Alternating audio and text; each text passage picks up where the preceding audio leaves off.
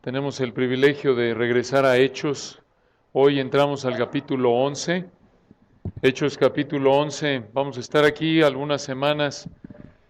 Vamos a responder a la pregunta, ¿qué debes hacer para ser usado por Dios para contribuir al crecimiento espiritual de la iglesia? ¿Cómo debes vivir para que Dios te use como un instrumento que contribuya al crecimiento espiritual de la iglesia? Esto es prioritario. El Señor Jesucristo en Efesios 5 dijo que Él sustenta y cuida a su iglesia. En Mateo 16, 18 Él dijo que Él edificará la iglesia y las puertas del Hades no prevalecerán contra ella. Esto es prioritario. Entonces, ¿cómo ser instrumentos de Dios? ¿Qué acciones debes tomar para ser usado por Dios en el crecimiento espiritual de la iglesia? Esa es la pregunta que responderemos durante las siguientes semanas a partir de Hechos capítulo 11.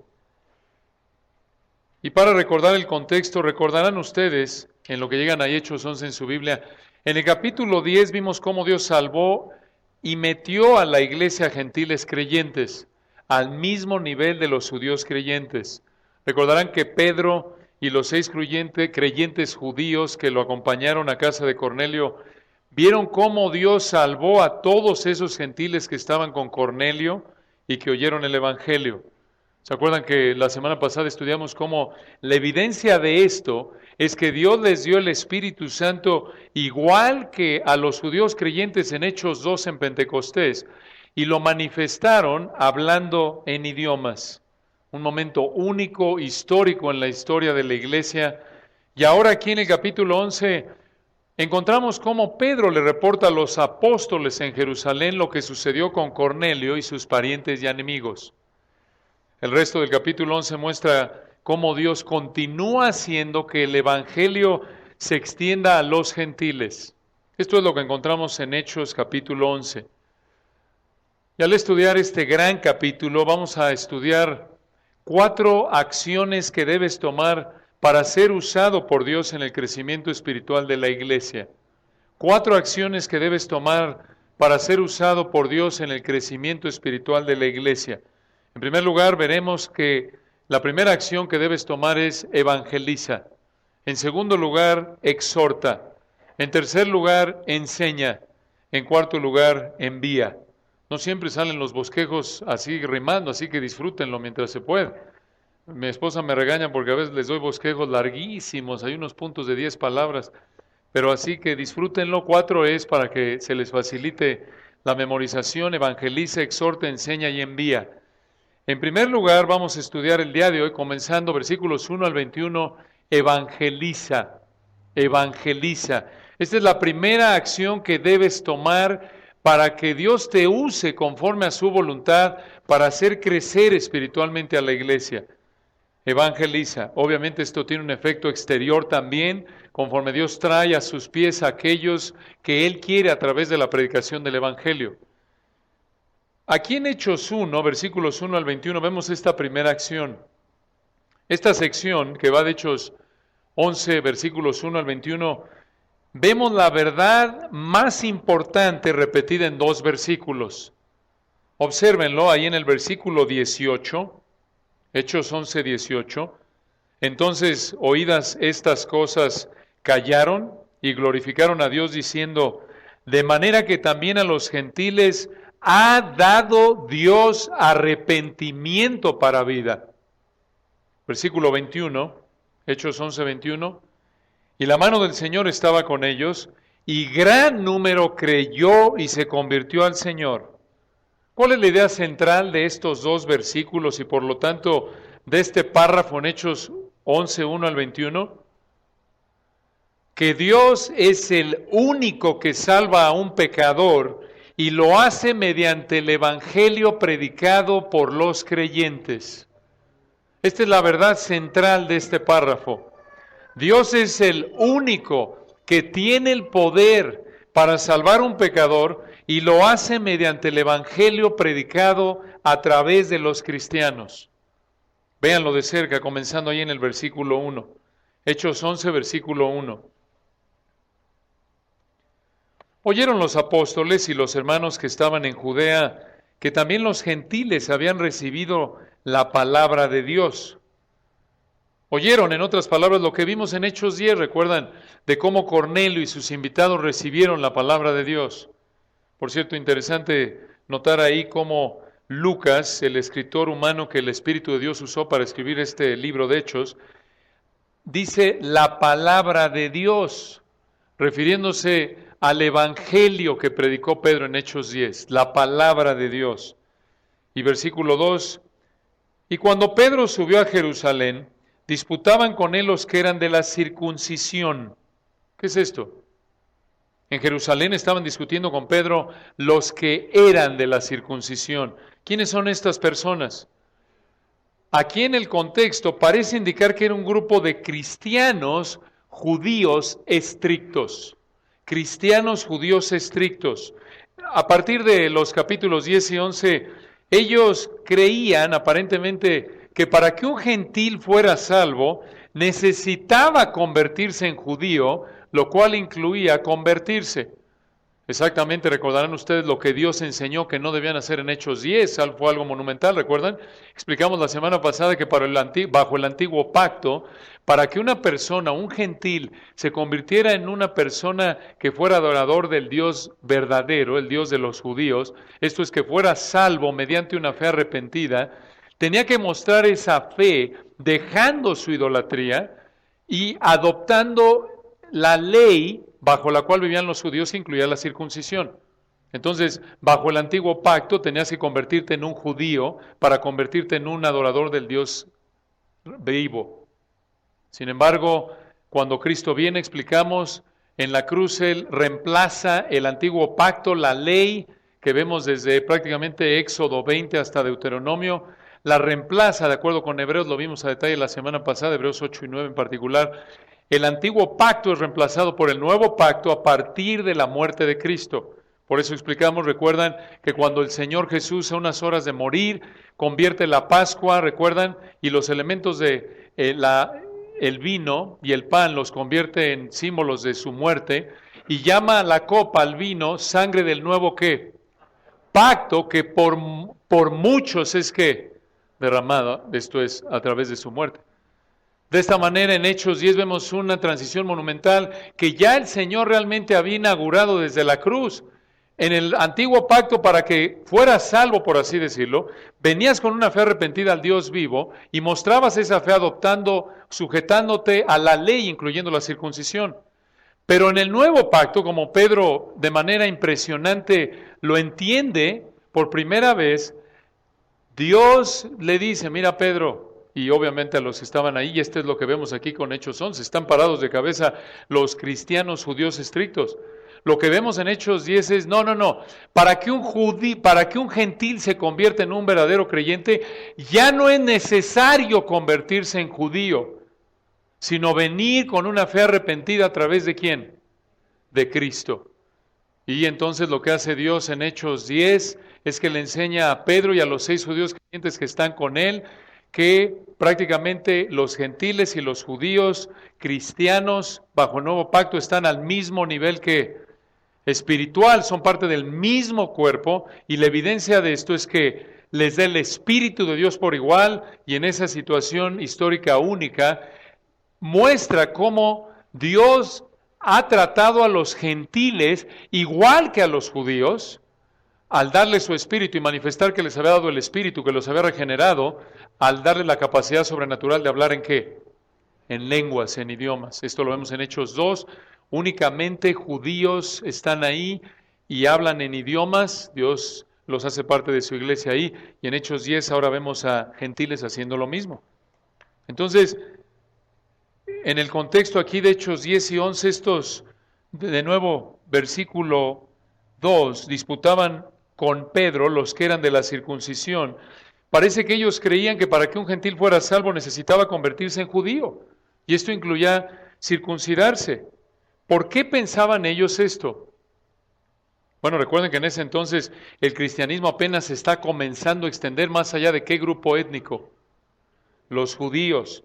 Estas personas veían el cristianismo como un movimiento propio de ¿qué grupo étnico?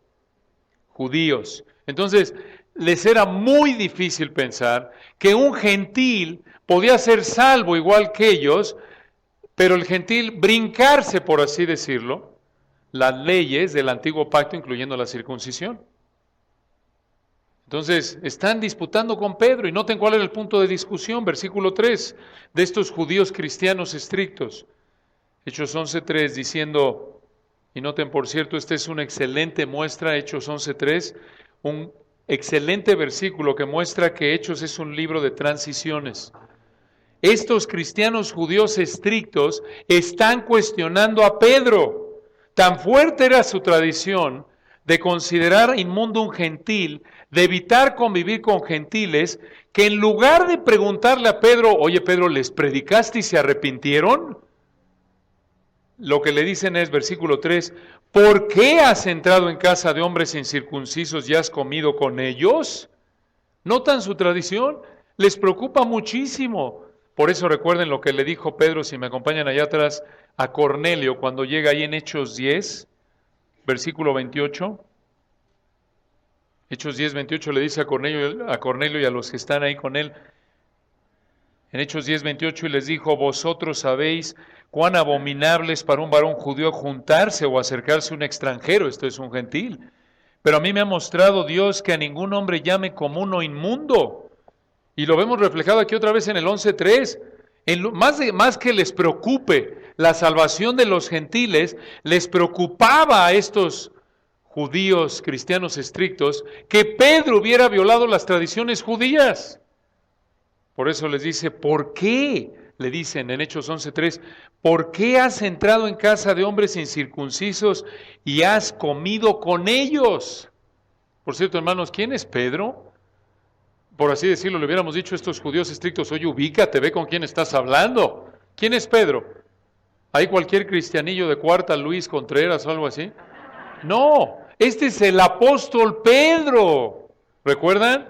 Aquel que Dios está usando para ser prácticamente el líder de los apóstoles, la figura prominente en Hechos capítulos 1 al 12, y encima de eso es un instrumento de Dios que ha mostrado cómo Dios puede hacer milagros a través de él.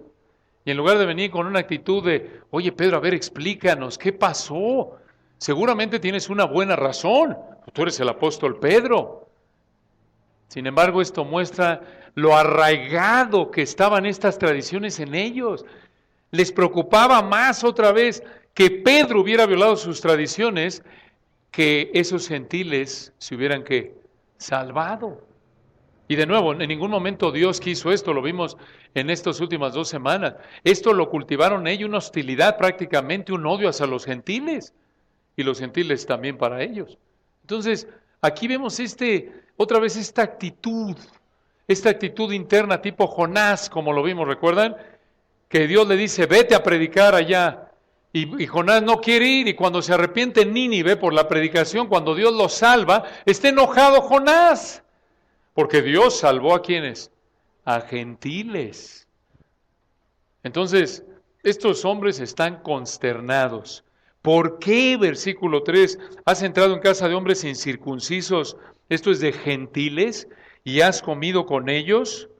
¿Cómo le responde Pedro? Les da un resumen prácticamente de lo que pasó en el capítulo 10, y lo vemos aquí en los versículos 4 al 15. Y como ya estudiamos a detalle el capítulo 10, prácticamente vamos a leer únicamente los versículos 4 al 15 y haremos algún comentario breve de esta sección. Observen Hechos 11, versículo 4, nos presenta hasta el 15 un resumen de lo que pasó en Hechos 10. Hechos 11, 4. Aquí le responde Pedro. Entonces comenzó Pedro a contarles por orden lo sucedido, diciendo, versículo 5, estaba yo en la ciudad de Jope orando, y vi en éxtasis una visión, algo semejante a un gran lienzo, recuerdan, es una sábana, que descendía, que por las 4 puntas era bajado del cielo y venía hasta mí. Cuando fijé en él los ojos, consideré y vi cuadrúpedos terrestres y fieras y reptiles y aves del cielo. Noten que aquí Pedro menciona 4 categorías de animales a diferencia de las 3 que vimos en el 10:12. La idea es la misma. Versículo 7. Y oí una voz que me decía, levántate, Pedro, mata y come. Y dije, Señor, no, porque ninguna cosa común o inmunda entró jamás en mi boca. Hermanos, recuerden otra vez, esto es para enfatizar. Está Pedro pensando en términos del antiguo pacto, y aun cuando el Señor le dice, levántate y come, algo inmundo que violaba prácticamente la ley alimenticia del Antiguo Testamento, como en Levítico 11, él dice, no, nunca he comido algo así. Versículo 8, esto es, él creció como judío. Y versículo 9, entonces la voz me respondió del cielo por segunda vez, lo que Dios limpió, no lo llames tú común. Y esto se hizo 3 veces y volvió todo a ser llevado arriba al cielo. Prácticamente Dios, explicamos, lo que hace es que con esto elimina las restricciones alimenticias bajo el antiguo pacto y sobre todo muestra que prácticamente los gentiles y judíos iban a estar al mismo nivel, porque esa visión, esos animales inmundos también en la visión explicamos, representaban a los gentiles. Versículo 10. Y esto se hizo 3 veces y volvió todo a ser llevado arriba al cielo. Y he aquí, versículo 11, luego llegaron 3 hombres a la casa donde yo estaba, enviados a mí desde Cesarea. Y el Espíritu me dijo que fuese con ellos sin dudar. Fueron también conmigo estos 6 hermanos y entramos en casa de un varón. Una pausa ahí. Esto indica que los 6 hermanos que lo acompañaron a casa de Cornelio en el capítulo 10, también estaban aquí con él en el capítulo 11 en Jerusalén.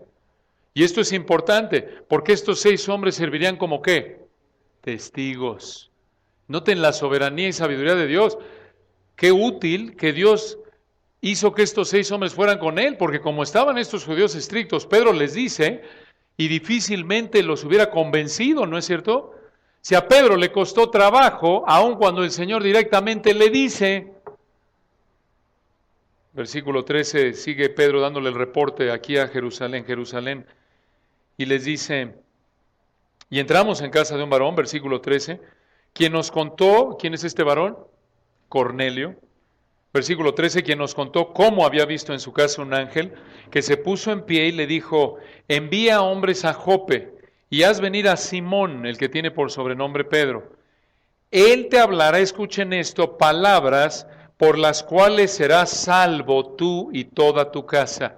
Con esta frase, Pedro resume el sermón que le predicó a Cornelio y a la gente que estaba con él. Lo que le predicó Pedro a Cornelio fueron palabras por las cuales Cornelio y su casa podrían ser salvos. En la terminología del versículo 1, observen, oyeron de nuevo, 11.1, oyeron los apóstoles y los hermanos que estaban en Judea, que también los gentiles habían recibido, ¿qué? La palabra de Dios. La palabra de Dios que recibieron los gentiles en el capítulo 10 fue, de acuerdo con el 14, palabras por las cuales podían ser salvos. El Evangelio. No olvides esto, cuando predicas el Evangelio, el privilegio que Dios te concede, no es tu palabra, no son tus opiniones, es la palabra de Dios. Son las palabras por las que aquellos que oyen la verdad, si se arrepienten y creen, pueden ser ¿qué? Salvos. Solo Dios puede librarlos de la autoridad, del poder de las tinieblas y trasladarlos al reino de su amado Hijo. Solo Dios puede liberar de la esclavitud al pecado y al error a un ser humano pecador, muerto espiritualmente, que va camino al infierno. Pero noten lo que Dios usa, qué privilegio. No somos nada. Somos pecadores, ¿no es cierto? Redimidos, pero seguimos siendo pecadores. Y esto debe animarte, a veces nos da pena y titubeamos para presentar el Evangelio. Recuerda, es el único mensaje que Dios usa, es su palabra, por las cuales puede ser salvo alguien. Vemos los problemas en Acapulco, Sinaloa, Veracruz, todo esto, y obviamente es una tragedia, ¿no es cierto? Pero recuerda, los que tienen el mensaje que más necesitan oír en este mundo somos nosotros. Porque de nuevo, aunque se arreglara todo y esté todo bien, lloramos por ello, claro, porque hay compasión, nos duele ver a la gente sufriendo. Pero de nuevo, aunque se arregle todo y esté todo perfecto y el gobierno lo manejara de una manera honesta y demás y limpia y todo estuviera en su lugar, ¿de qué aprovechará que tengan todo eso temporalmente, recuperen su vida, su salud, etcétera? Y ese es nuestro anhelo, obvio. De nuevo, no quiero sonar cruel, porque Dios es un Dios compasivo y debemos mostrar esa compasión. Nos duele, oramos por su restauración temporal, llamémosle, pero primordialmente su necesidad más grande, ¿cuál es? Su salvación. Y Dios nos ha dado ese privilegio, hermanos. Ningún profesor de universidad, ningún doctor, ningún filósofo, ningún gobernante, ningún diplomático, por inteligente que sea, tiene un mensaje por el cual Dios salva a alguien de una eternidad de tormento a una eternidad de gloria. Nadie, a menos de que predique la palabra de Dios, el evangelio por el cual alguien puede ser salvo.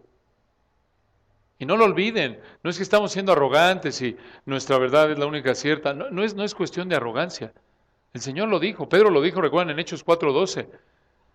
En ningún otro hay salvación, porque no hay otro nombre bajo el cielo dado a los hombres en que podamos ser ¿qué? Salvos. No hay otro, hay un solo Dios y un solo mediador entre Dios y los hombres. 1 Timoteo 2:5, ¿quién? Jesucristo, hombre. Entonces, hermanos, no olviden esto, qué privilegio Dios nos ha encomendado. Conforme Dios te da oportunidad de presentar el Evangelio, predicarlo a tus familiares, compañeros de trabajo. Ya hablamos la semana pasada, obvio, no de una manera imprudente, no cuando estás trabajando, estás predicando, no. Respalde ese mensaje que proclamas con una vida de integridad, ¿no es cierto?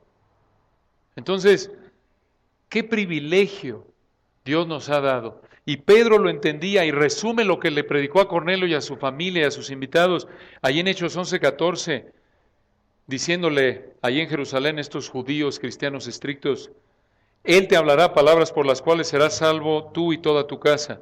Versículo 15, le sigue reportando Pedro, y cuando comencé a hablar, cayó el Espíritu Santo sobre ellos también, como sobre nosotros al principio. ¿Cuándo fue el principio? Hechos 2 en Pentecostés. Pedro les dice aquí en el versículo 15 que el Espíritu Santo vino sobre los gentiles de Hechos 10 de la misma manera que vino sobre los judíos de Hechos 2. Hasta aquí Pedro termina su reporte de lo que sucedió en Hechos 10. Y ahora observen de los versículos 16 al 18 la conclusión de Pedro y los que oyeron el reporte. Esto es impresionante. Son versículos muy, muy importantes. Hechos 11:16. Entonces me acordé de lo dicho por el Señor. Este es Pedro, sigue hablando, cuando dijo, Juan ciertamente bautizó en agua, mas vosotros seréis bautizados con el Espíritu Santo. ¿Qué está diciendo Pedro aquí? Él concluye, escuche esto, que lo que sucedió en Hechos 2 de Pentecostés y en Hechos 10 con Cornelio es el bautismo ¿de quién? Del Espíritu. Esto fue lo que el Señor prometió, ¿dónde? ¿Recuerdan? Vayan conmigo allá atrás, Hechos 1, versículo 8. Esto fue lo que el Señor prometió en Hechos 1. Véanlo desde el 5. Realmente es el 5, Hechos 1:5. El Señor ya está a punto de irse. ¿Recuerdan? Después de que resucitó, estuvo 40 días con los discípulos. De acuerdo con el versículo 3, les estuvo hablando acerca del reino de Dios, y Hechos 1:5 les dijo Jesús a los discípulos, porque Juan ciertamente bautizó con agua, mas vosotros seréis bautizados con el Espíritu Santo dentro de no muchos días. Pasen al capítulo 2 para recordarles. Unos 10 días después, cuando llegó el día de Pentecostés, estaban todos unánimes juntos, Hechos 2:2, y de repente vino del cielo un estruendo como de un viento recio que soplaba, el cual llenó toda la casa donde estaban sentados, y versículo 3, se les aparecieron lenguas repartidas como de fuego, asentándose sobre cada uno de ellos, y fueron todos llenos del Espíritu Santo, y comenzaron a hablar en otras lenguas, según el Espíritu les daba que hablasen. Hermanos, estos son idiomas, no balbuceo incoherente. ¿Cómo lo sabemos? Versículo 5. Moraban entonces en Jerusalén judíos, varones piadosos de todas las naciones bajo el cielo. Y hecho este estruendo, versículo 6, se juntó la multitud y estaban confusos, porque cada uno les oía hablar en su propia ¿qué? Lengua. Versículo 7, y estaban atónitos y maravillados diciendo, mirad, ¿no son galileos todos estos que hablan? ¿Cómo pues, versículo 8, les oímos nosotros hablar cada uno en nuestra lengua en la que hemos nacido? Versículo 9, partos, medos, elamitas, y los que habitamos en Mesopotamia, en Judea, en Capadocia, en el Ponto y en Asia, en Frigia y Panfilia, versículo 10, en Egipto y en las regiones de África más allá de Cirene, y romanos aquí residentes, tanto judíos como prosélitos, versículo 11, cretenses y árabes, les oímos hablar en nuestras lenguas las maravillas de Dios. Versículo 12, y estaban todos atónitos y perplejos, diciéndose unos a otros, ¿qué quiere decir esto? Y Pedro, versículo 14, poniéndose en pie con los 11, alzó la voz y les habló diciendo, versículo 16, esto es lo dicho por el profeta Joel, en los postreros días, dice Dios, derramaré ¿qué? De mi espíritu sobre toda carne. Y vuelve a pasar en Hechos 10, ¿recuerdan? Vayan al versículo 44. Hechos 10, 44. Repasando, ya vimos esto a profundidad, sin embargo, para que lo tengan fresco en su mente. Hechos 10, 44, Pedro le está predicando a Cornelio, a los que están con él. Mientras aún hablaba Pedro estas palabras, ¿qué palabras? El Evangelio, versículo 43, de este dan testimonio todos los profetas, que todos los que en él creyeren recibirán perdón de pecados por su nombre. Mientras aún hablaba Pedro estas palabras, el Espíritu Santo cayó sobre todos los que oían el discurso, y los fieles de la circuncisión que habían venido con Pedro se quedaron atónitos de que, ¿qué? También sobre los gentiles se derramase el don del Espíritu Santo, porque los oían que hablaban en lenguas y que magnificaban a Dios. De nuevo, regresando a Hechos 11, 16, Pedro concluye que lo que sucedió en Hechos 2 y en Hechos 10 es el bautismo del Espíritu que el Señor prometió en Hechos 1, 5. Y ya explicamos a detalle en los capítulos 1 y 2 de Hechos que ese bautismo, a partir de esa fecha, se lleva a cabo en el momento de la salvación. 1 Corintios 12, 13. Porque por un solo espíritu fuimos todos bautizados en un ¿qué? Solo cuerpo. Esto sucede en el momento de la salvación. No esperes hablar en lenguas cuando alguien se convierte, en hablar en idiomas. No, esto fue algo único. Fue una manera histórica, única, digamos tangible, observable, en la que podía Pedro y los que ahí con él estaban ver que el Espíritu Santo había venido de una manera única, como nunca antes en la historia. Dios estaba tomando a personas de diferentes naciones, no solo judíos, y colocándolos en un solo cuerpo. ¿El cuerpo de quién? Esto es único, esto es único. En esta época, la única manera en la que sabes que alguien tiene el Espíritu de Dios es mediante el fruto que el Espíritu de Dios produce en él. El fruto del Espíritu, Gálatas 5, recuerdan 22 y 23, es amor que gozo, paz, paciencia, benignidad, bondad, fe, mansedumbre, templanza. Ya no esperes idiomas, sino espera actitudes. Cuando vemos, recuerdan en el Romanos 8, cuando Pedro nos dice que el Espíritu mismo, Romanos 8, 16, cuando dice que el Espíritu mismo da testimonio a nuestro espíritu de que somos hijos de Dios, esto no quiere decir que te sientes hijo de Dios. El testimonio que el Espíritu de Dios da de que eres hijo de Dios es el fruto que Él produce. Muy importante este punto. Entonces, regresando a Hechos 11, versículo 16, Pedro concluye que los gentiles de Hechos 10 fueron bautizados por el Espíritu Santo. Y noten lo que le dice Pedro allá en Jerusalén a estos judíos cristianos estrictos. Hechos 11, 17. Si Dios, pues, concluye, les concedió también el mismo don que a nosotros que hemos creído.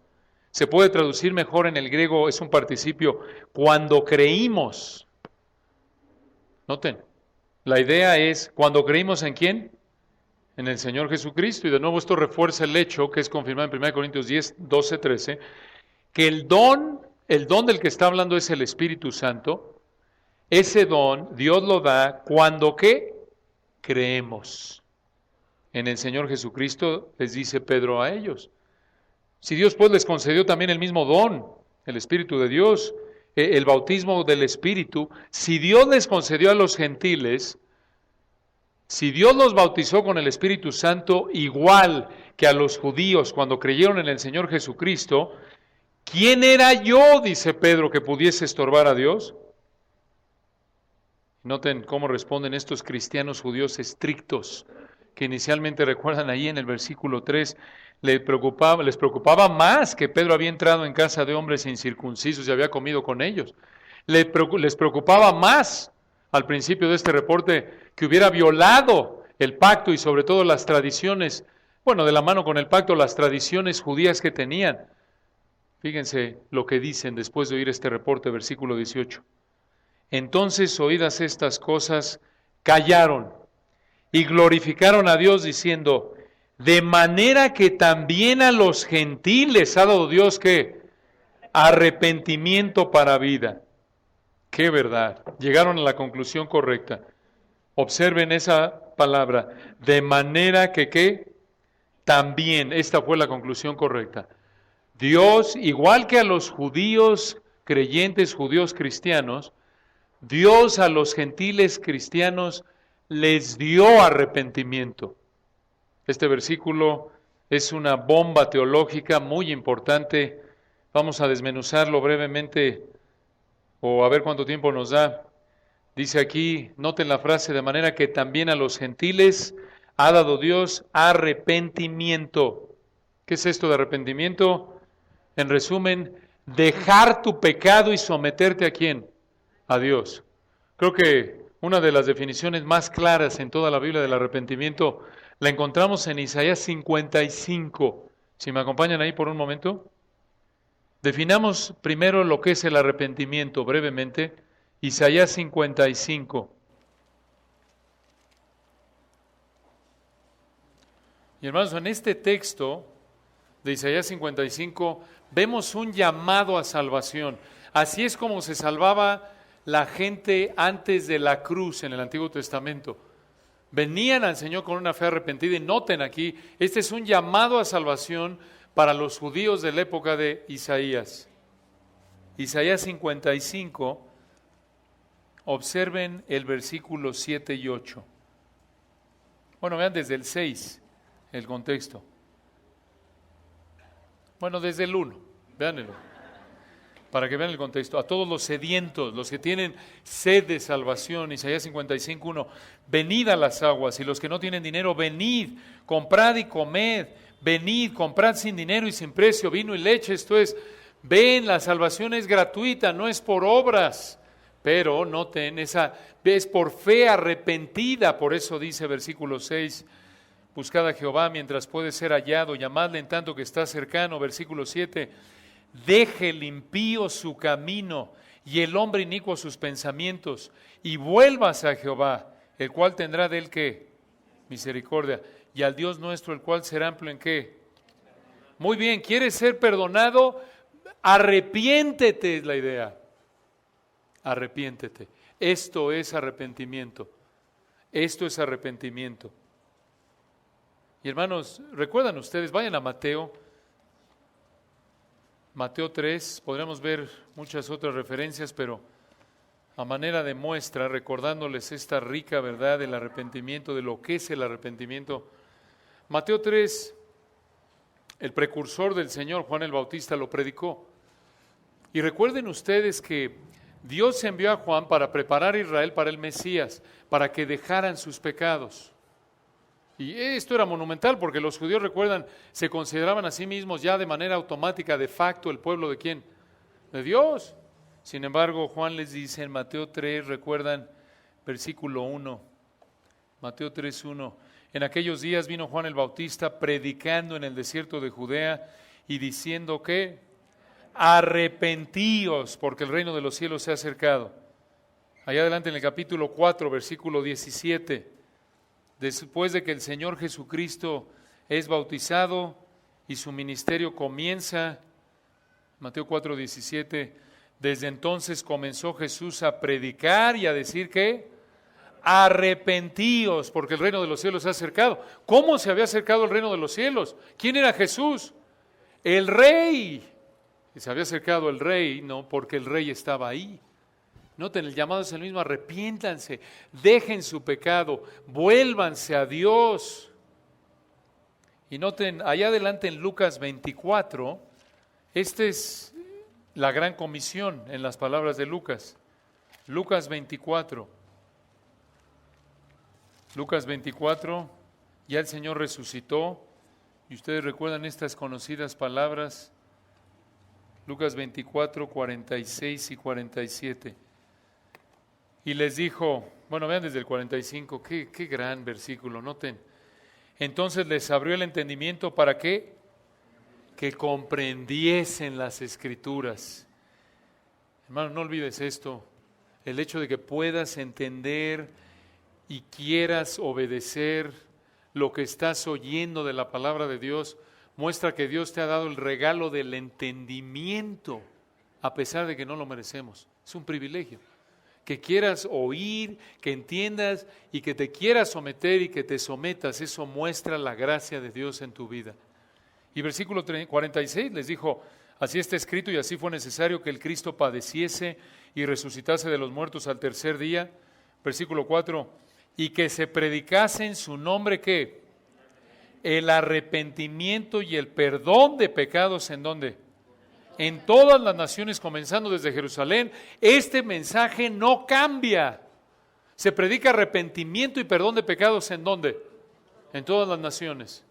No importa si es Jerusalén, si son romanos, no importa si son en nuestra época chinos, franceses, lo que sea. La necesidad del ser humano es igual independientemente de su nacionalidad, y el mensaje a través del cual Dios salva es uno y no cambia de cultura a cultura, ni de época a época. Entonces, esto era parte de la gran comisión, los apóstoles tenían que predicarlo, y noten su obediencia, así lo hicieron. Vayan a Hechos de regreso. ¿Recuerdan ustedes el primer sermón de Pedro en Hechos 2, allí en Pentecostés? Esto es de nuevo para que vean qué es el arrepentimiento y noten cómo es el mensaje, que es el arrepentimiento es un elemento indispensable del Evangelio. Hechos 2, versículo 38, ¿recuerdan? Lo estudiamos a detalle. Después noten en el 37, Hechos 2, 37, al oír esto, se compungieron de corazón y dijeron a Pedro y a los otros apóstoles, varones hermanos, ¿qué haremos? Hermanos, ¿por qué? Porque son judíos. ¿Recuerdan? Los están ahí oyendo el Evangelio a través de Pedro. Hechos 2, 38, Pedro les dijo que arrepentíos y bautícese cada uno de vosotros en el nombre de Jesucristo. Lo explicamos cuando estudiamos esto a detalle, en el griego mejor traducido, por causa de la remisión de los pecados, no para perdón, sino por causa de la remisión de los pecados, y recibiréis ¿el qué? El don del Espíritu Santo. Otra vez serán bautizados por el Espíritu en el cuerpo de Cristo. Allá adelante noten, Pedro lo vuelve a hacer en Hechos 3. Hechos 3 está predicando ahí en el templo, también lo vimos, y dice en Hechos 3, 19, así que, ¿qué? Arrepentíos y convertíos para que sean borrados vuestros pecados, para que vengan de la presencia del Señor tiempos de refrigerio. Allá adelante en el capítulo 5 lo mismo, véanlo. En Hechos 5, 31. Hechos 5, 31, escuchen. A hablando de Jesús, Dios exaltado con su diestra por príncipe y salvador, para dar a Israel ¿qué? Arrepentimiento y perdón de pecados. Y noten otra vez la idea de que el arrepentimiento lo da ¿quién? Dios. Allá adelante en las epístolas, vayan a 1 Tesalonicenses 1:9, y de nuevo son una muestra nada más. Sí, necesitas creer, pero la creencia, esa fe, va de la mano con el arrepentimiento. 1 Tesalonicenses 1:9, Pablo le está hablando a esta amada iglesia y les dice, noten, está dando testimonio, evidencias de que realmente eran salvos. Y le dice Pablo a los tesalonicenses, 1 Tesalonicenses 1:9, porque ellos mismos cuentan de nosotros la manera en que nos recibisteis, y escuchen esto, cómo os convertisteis de los ídolos a Dios para servir al Dios vivo y verdadero. Esto es arrepentimiento, aunque no se usa la palabra aquí. ¿Lo ven? Dejar tu idolatría, dejar el vivir para todo menos Dios, aunque Dios esté ahí como parte de tu vida de manera secundaria, dejar de vivir para tu cuerpo, para tu carrera, para el dinero, para tus metas personales por encima de Dios, dejar eso y someterte a Dios junto con todo lo que anhelas y eres. Eso es arrepentimiento. Creyendo que solo a través de Jesús Dios te acepta y te perdona. Ahora, ¿cómo se ve el arrepentimiento? ¿Cómo sabes si una persona se ha arrepentido? ¿Cómo sabes si tú como cristiano? Porque como cristiano entendemos, a la luz de estos textos, que para que Dios te perdone, para ser salvo, necesitas dejar tu pecado y creer en Él y someterte a Él, ¿no es cierto? ¿Cómo sabes? ¿Cómo puedes ver en tu vida si realmente te has arrepentido? Y aún como cristiano todavía seguimos pecando, luchando con el pecado. ¿Cómo sabes si realmente te has arrepentido de algún pecado en particular? Acompáñenme a 2 de Corintios 7, 2 de Corintios 7, 11. Y aquí encontramos probablemente la descripción más detallada de las actitudes que demuestran un arrepentimiento genuino. 2 de Corintios 7, 11. Recordándoles el contexto, Pablo había escrito una carta y confrontó a los corintios por su pecado. Y los corintios, gracias a Dios, respondieron con arrepentimiento. Y Pablo aquí muestra, en 2 de Corintios 7, 11, habla de 8 actitudes en los corintios, las vamos a ver brevemente, están todas aquí en este versículo, 8 actitudes que muestran el arrepentimiento genuino. Noten ustedes, versículo 11. Porque he aquí, esto mismo de que hayáis sido contristados según Dios, esto es, hubo tristeza, el arrepentimiento involucra tristeza por tu pecado. Pero noten, he aquí esto mismo de que hayáis sido contristados según Dios, y vienen 8 actitudes, ¿qué solicitud produjo en vosotros? ¿Qué solicitud? Tiene la idea de buscar la verdad de la palabra de Dios, someterte a ella, buscar obedecer a Dios. Si quieres saber si alguien realmente se ha arrepentido, no va a ser indiferente al pecado, no lo va a minimizar, sino va a querer obedecer a Dios. Segundo lugar, noten, qué defensa. Esto es un deseo de limpiar todo lo que tu pecado causó, tu reputación, el daño que le causó a otros. No es nada más, bueno, ya le pedí perdón a Dios y ya. No, si es un pecado que dañó a otros, el arrepentimiento genuino va a buscar restaurar, corregir el daño que le causó a otros. Noten la tercera actitud aquí. ¡Qué indignación! La idea aquí de la palabra es que hay un enojo contra el pecado. Cuando estás arrepentido, te enojas contra tu pecado. Te molesta, te da vergüenza delante de Dios que hayas pecado. Noten la cuarta actitud, dice Pablo, qué temor. ¿Qué es esto? Esto es reverencia, temor hacia Dios, un temor de ofenderlo. No eres indiferente a Dios, si realmente te has arrepentido, te da miedo pecar contra Él, porque sabes que te expones a su juicio si pecas contra Él. Noten la quinta actitud, qué ardiente afecto, se puede traducir, qué anhelo ferviente. Y la idea es que es un anhelo por reconciliarte con la persona contra la que has pecado. No es nada más, bueno, ya le pedí perdón a Dios y ahí que es entre Dios, voy a orar por él. No, buscas reconciliarte. Noten la sexta actitud, dice Pablo aquí, qué celo. Esto es, amas tanto a Dios, tanto a la persona contra la que pecaste, que odias cualquier cosa que lo dañe, el pecado sobre todo. Noten la séptima actitud, dice Pablo, y qué vindicación. Se puede traducir, vengar los agravios, el daño, es el deseo de que el pecador, el arrepentido tiene porque el pecado que él cometió se juzgue independientemente de qué tan afectado salga él. ¿Quieres ver si alguien está arrepentido? Va a decir, ¿sabes qué?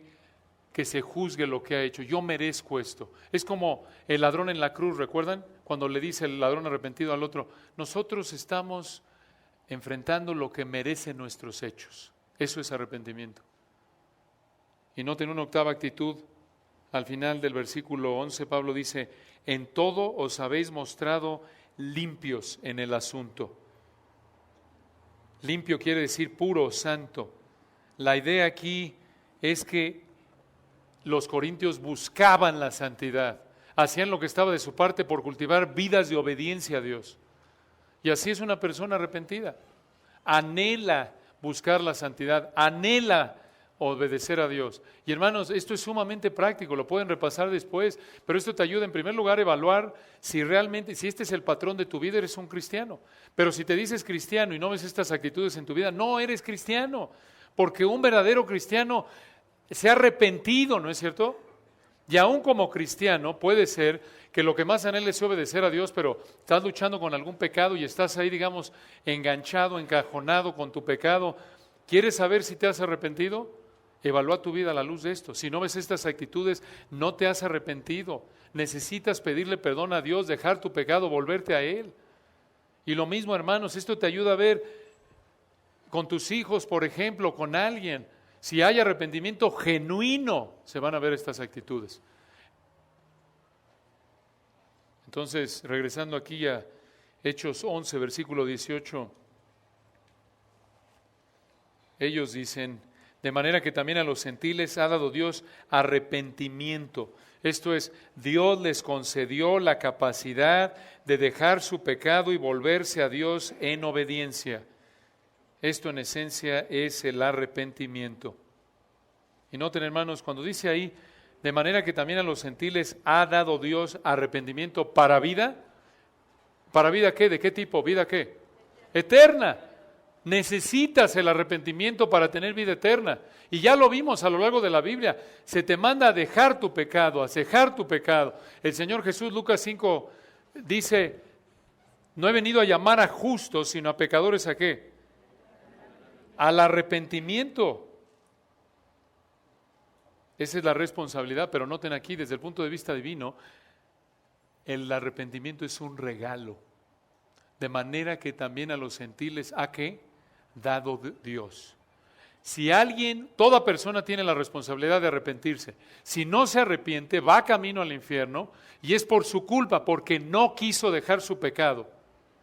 Pero si alguien ve en su vida estas actitudes que estamos viendo aquí en 2 Corintios 7:11, no te puedes jactar. ¿Por qué te pudiste arrepentir? Porque Dios te dio la ¿qué? La capacidad. Es un regalo de Dios. Y por ello, si ves en tu vida estas actitudes de arrepentimiento, debes darle gracias a Dios porque es un regalo de gracia. ¿Lo merecemos? No. Y recuerden, Dios necesita darnos la capacidad de arrepentirnos. ¿Por qué? Porque arrepentimiento es deja tu pecado, busca a Dios, sométete a Él. Sin embargo, Romanos 3, 10 y 11, no hay justo ni aun uno, no hay quien entienda, no hay quien ¿qué? Busque a Dios. Estamos muertos en delitos y pecados. Entonces, debido a que Dios es el que da arrepentimiento, dale gracias a Él. Debido a que el arrepentimiento es mensaje integral del Evangelio, predica arrepentimiento. No nada más, Dios te va a perdonar, Dios te ama. Estaba viendo la página de Joel Osteen, que es un falso profeta, impostor de primer nivel. No hay nada de arrepentimiento. Un falso profeta, un evangelio falso se caracteriza porque nunca llama a la gente al arrepentimiento. Todo eso oye muy, muy bonito. Abre tu corazón, ama a Dios, Dios te ama, quiere perdonarte, recíbelo. Solo cree en Él. Ese es un evangelio falso. Sí debes creer en Él, sí Dios te ama, pero necesitas ¿qué? Arrepentirte.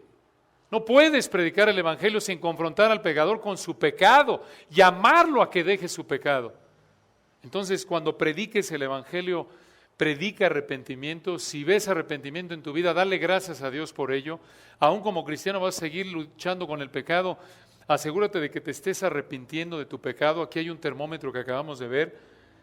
Y finalmente, debido a que Dios es el que da arrepentimiento, un Aquí vemos una instrucción muy útil para evangelizar. Vayan a 2 de Timoteo 2:24 y con esto terminamos hoy. 2 de Timoteo 2:24.